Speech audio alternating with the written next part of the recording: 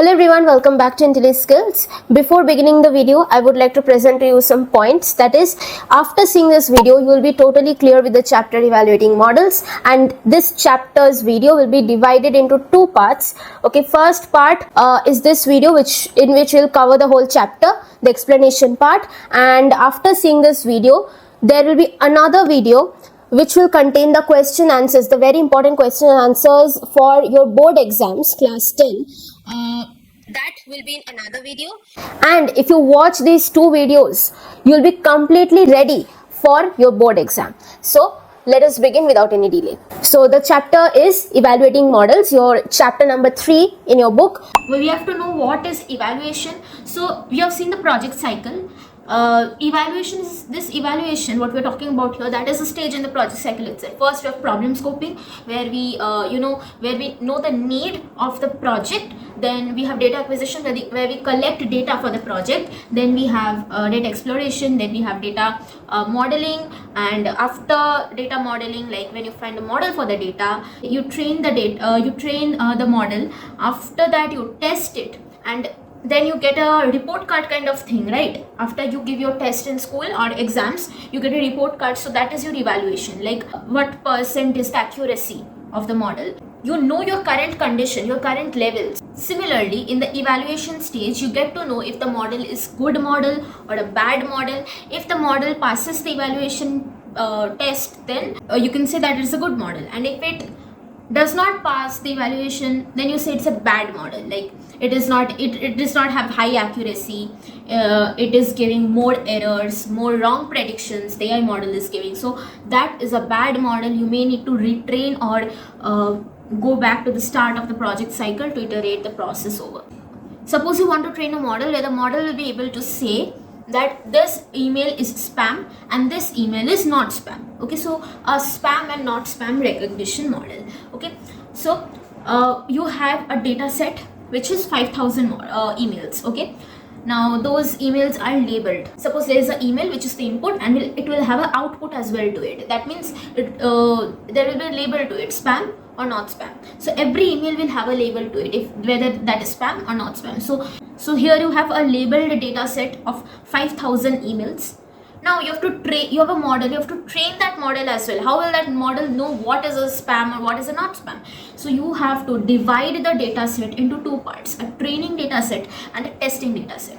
And in the training data set, you have suppose 4,000 emails, and in the testing data set you have suppose 1,000 emails. So the training data set will have 70 to 80% of your data set, and the testing data set will have your remaining 30 to 20% of the data set. Okay, in the training data set there is labeled data through which the model can be trained to know that how to identify a spam email and not spam email. So it is being trained through machine learning and deep learning and all sorts of things which you have already learned in chapter 2. And in the testing data set, after the model is trained, it is given that testing data set. That testing data set is also labeled data, but it is used to test the model's accuracy. Only the input is shown so that it can guess the output, or it can predict the output like spam or not spam. That is why only the input is shown. If output is shown, what will it predict, right?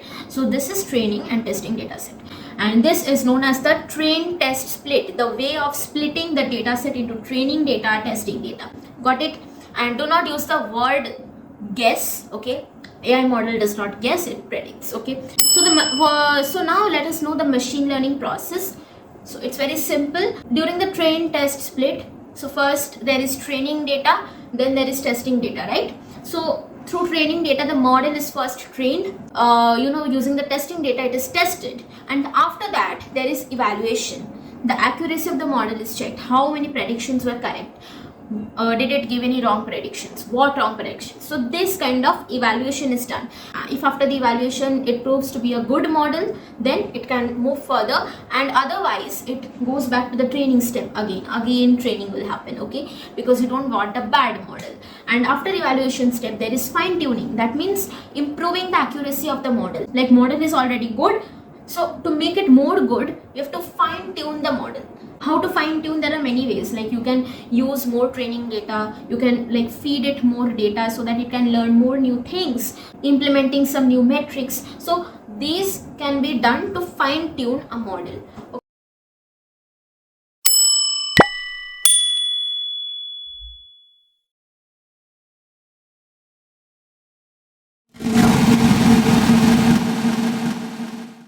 First technique is overfitting. So overfitting is a condition where the model basically mugs up training data. It mugs up, like even the wrong things it mugs up. If the training data contains any wrong information, it will mug up that as well. Okay, and these wrong information we call noises. Okay, noise. Okay, this wrong information or unwanted information. Okay, so it memorizes this noise as well, totally dependent on the training data. So that is why it has high variance. Variance means it totally grasps and totally mugs up the training data. That is called variance. And there is low bias. Why low bias? Bias means when you are favored to a particular sect or a particular group. So that is why you show bias towards that group, and your answers or your predictions will also be biased. So here it is low bias. Why? It is fully dependent on the training data. So whatever question you will ask, it will try to give from the training data itself. So low bias. And then poor generalization. What is generalization? Generalization means the ability to respond to new data, but here it is totally dependent on the training data. Suppose you are giving an exam, you have only studied the book. Okay, you do not, if the direct questions come from the book, you will be able to answer. But if any indirect, any new or analytical questions are asked, you cannot answer, because that is not written in the book directly. You have no conceptual knowledge. So that is what happening in this case. Poor generalization, cannot respond to new data because totally dependent on the training data, doesn't know anything else other than that. Okay, and it also has high complexity. If you see a graph given here, okay, if you see this, the curves you can see, so it is highly complex. It curves through the training data. Now we come to the totally opposite of overfitting, underfitting. In overfitting, the model learns too much, unnecessary details it learns. And in underfitting, extreme opposite, the model learns too little. Okay, like it actually misses the actual patterns in the data that it misses. That is why it has low variance. That means the model is too rigid. It always gives the same kind of result. Okay, it does not give different results, always the same kind of result. If you do not know anything, what will you write in the exam, right? That is why it has high bias. Most of its answers are based on assumptions, like I feel like this, that's why I'm giving this answer, prediction. So this kind of a situation. Then it has poor generalization, again similar to overfitting. In overfitting, it couldn't respond to new data. Here in underfitting, it is also not able to answer or predict any new data because learned too little, that's why. And here the model is it has low complexity because it is too simple, that's why it has low complexity. If you see the graph here, then the graph has a straight line passing. That means like the graph is too, the line is too simple. It has low complexity. Okay.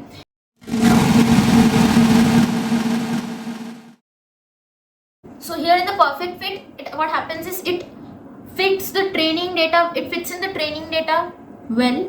Okay, well and good, and it also performs effectively on the testing data. Whereas the other two, they were not able to perform good on the testing data. This is able to perform good on the testing data, decently. Okay, like you have studied the book but not unnecessary details, so you can answer, you have the basic knowledge of, you can answer analytical questions as well in the exam. So that kind of a case. Okay, here the model is having low variance, it has low bias. Okay, that means it does not give answers based on assumptions, and it has good generalization. It can perform well on new data, and it has balanced complexity. Like now we come to a very important part of the chapter and the trickiest part of the chapter. So please listen to this part very carefully, very, very carefully. Okay.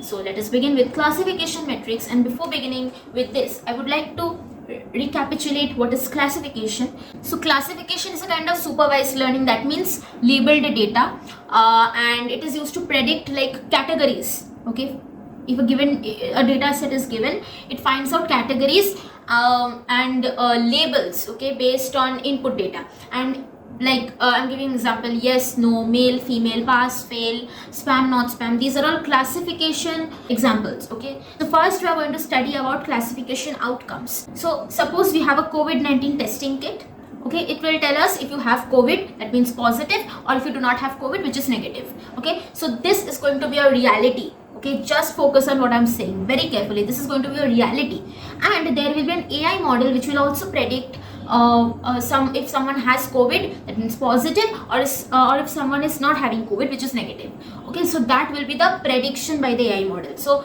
the testing kit will give you the reality and the AI model will give you the prediction, okay. So here in this case, the AI model predicts positive, that means the person has COVID, and in reality, you see in the testing kit that the reality is also positive, that means the person has COVID. So prediction also says person has COVID, reality also says person has COVID, that means the prediction is true. So the first part of our classification outcome will be true. And then, so now tell me, the prediction is positive or negative? It is positive, right? Because it says the person has COVID. Has not COVID will be negative, but has COVID will be positive. So the prediction here is positive. That means the second part of the outcome will be positive. So what is the outcome altogether? It is true positive. Can you guess that why is it called classification outcome? Here also you get to see labels or categories. That is positive and negative. Okay, these two are labels or categories. So that is why these are called classification outcomes. Okay. Now let us move to the next outcome, which is the prediction is positive. That means the prediction says that the person has COVID, but the reality is the person does not have COVID. Okay, that means negative. Okay, so here the prediction is false. Okay, so the first part of the outcome will be false, and the prediction says the person has COVID, that means positive. So the second part will be positive. So false positive. False positive means when the prediction is incorrect but it is positive.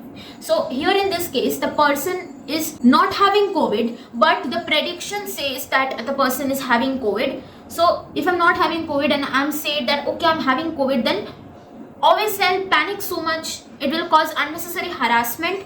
I have to do a lot of checkups, and after that I'll get to know that okay, I'm not having COVID. But what about the cost of the tests that needs to be done? There is a lot of harassment. Now we move to the next one, which is the prediction is negative. That means the prediction is saying that okay, you're not having COVID, but reality is you're having COVID. That means positive. So here also the prediction is incorrect. So first part of the outcome will be false, and as the prediction is negative, as you are saying that the person is not having COVID, the second part will be negative. So false, negative, most dangerous outcome. Why? Suppose here in this case the reality is that I'm having COVID, but the prediction says that I'm not having COVID.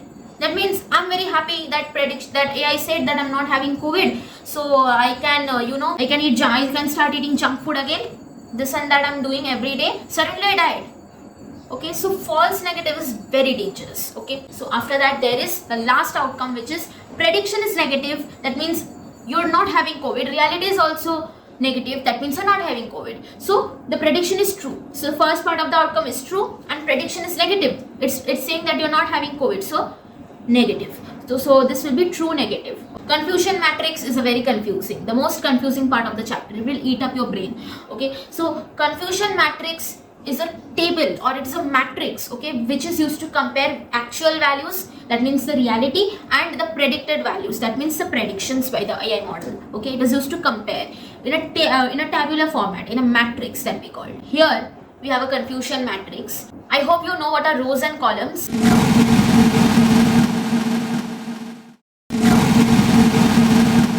Okay, I forgot to tell you what this confusion matrix is all about. This is about the students in a particular class. Suppose grade 10 in this case. The students of grade 10, they have just given the exam. There is an AI model which has predicted based on certain features that if the student has passed or failed, and there are their actual values as well, that actually the student has passed or failed. Okay, so here it is used to compare the actually passed and actually failed values with the predicted passed and the predicted failed values. Hope you got it. So here what is happening is actually passed. If you see this row, if you see actually passed, what are the values in this row? 80 and 10. That means 80 plus 10, total 90 students have actually passed.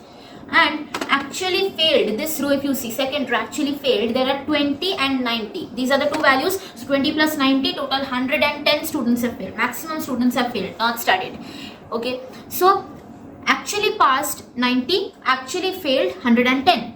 Okay, in reality this is the case. So AI has, if you look into the first column, predicted passed column, okay, you will see that out of the 90 students that have actually passed, the AI has predicted that 80 students have passed. So it has correctly identified or correctly predicted that 80 students have passed out of 90 students. What will be the classification outcome in this case?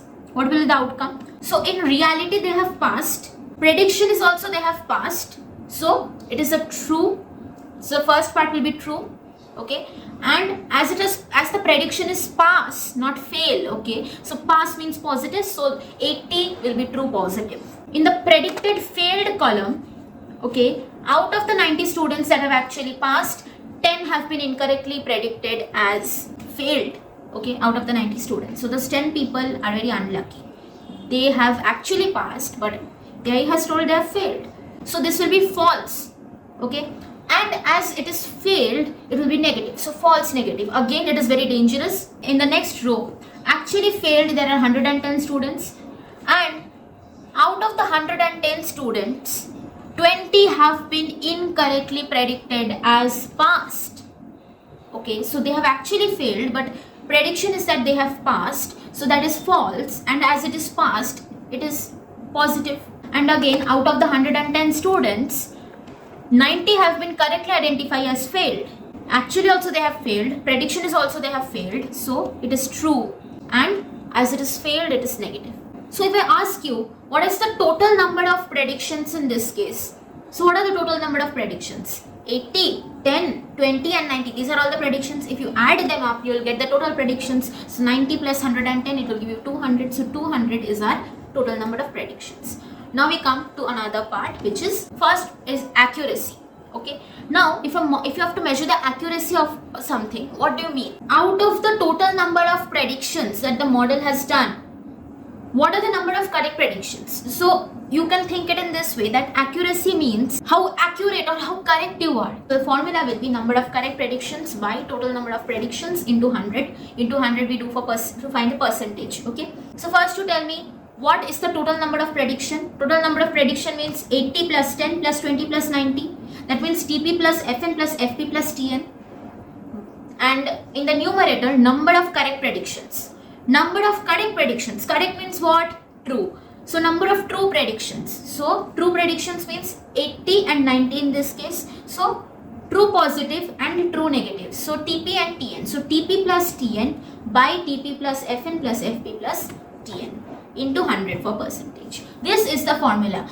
Do not remember this TPTN, TPTN, FPTN. Okay, do not remember this. Just remember this, that out of the total number of predictions, the number of correct predictions. This much you remember, it will be enough. Okay. Next, rest you can find from the confusion matrix. Confusion matrix will be given in the exam. First, you draw the confusion matrix. Okay. You draw it for reference, you draw it in rough or whatever, okay, and after that identify the TP, FN, FP and TN. Identify all the outcomes in the confusion matrix in the given manner, because if you remember that, okay, in the first row it was TP, FN, second row it was FN, here no FN was there, this is there. If you remember like this, what will happen is, if the columns are reversed or if the rows are reversed, your whole answer is wrong. So do not remember it like this, just remember the concept, the way I figured out that what is the outcome in the first place, that way you do. Okay, next metric is precision. Precision means out of the total positive prediction, the number of correct positive prediction, that is your precision. So in the denominator, let us find the values, total number of positive prediction. Okay, total number of positive prediction. Positive prediction means all the past values in this case. Okay, they are positive, right? For prediction, we check in the columns. Okay, these two columns we check in. For positive, it means past. So predicted past columns. So in the predicted past columns, we have 80 and 20 values. So TP plus FP. Okay, these will be your positive values. So total will be TP plus FP in the denominator. And then number of correct positive predictions. So positive predictions we have found, TP and FP. But what is the correct in that? The true value, right? So TP. So your formula will be TP by TP plus FP into 100. Okay, this is your precision. How will you remember precision? Precision means P. Starts with P. P for positive as well. So you remember that precision is all about positive. In the denominator, it's about total number of positive predictions, and in the numerator, it's about correct positive predictions. So the final one is recall. That means out of the actual positives, the number of correct positives. Now, how will you find actual positive? Actual positive means actual past. In the actual past column, we already seen 80 and 10. So TP plus FN in the denominator, and in the numerator, number of correct positive predictions. So correct positive means TP, right? So the formula will be TP by TP plus Fn. Then we have the final formula, which is F1 score. This is the easiest. 2 into precision into recall by precision plus recall. Okay. Now in cases where precision and recall both are important, F1 score is used to maintain a balance between them. Okay. This we will discuss in the next video when we will be solving question answers, because here it will not make sense.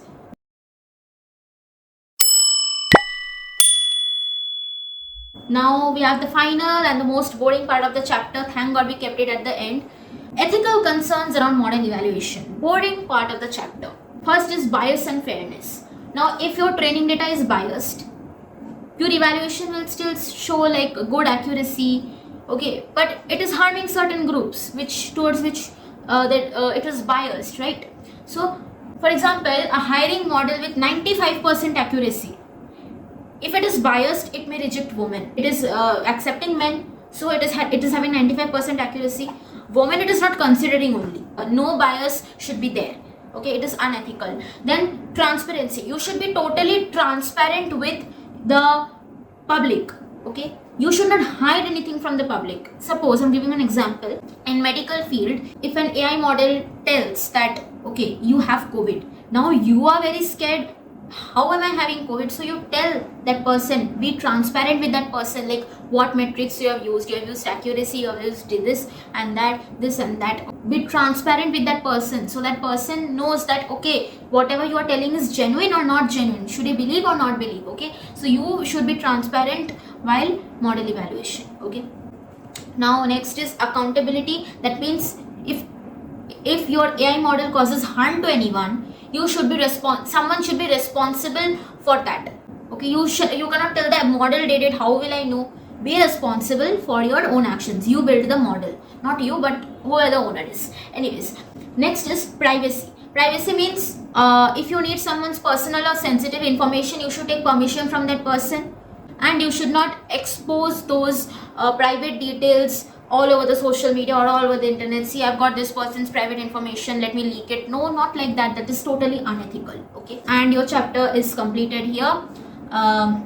That was it for this video, and I'll meet you in the next video where we will solve all the question answers. Till then, keep learning, keep practicing, and keep exploring. Thank you, and bye bye. Happy Diwali to all of you.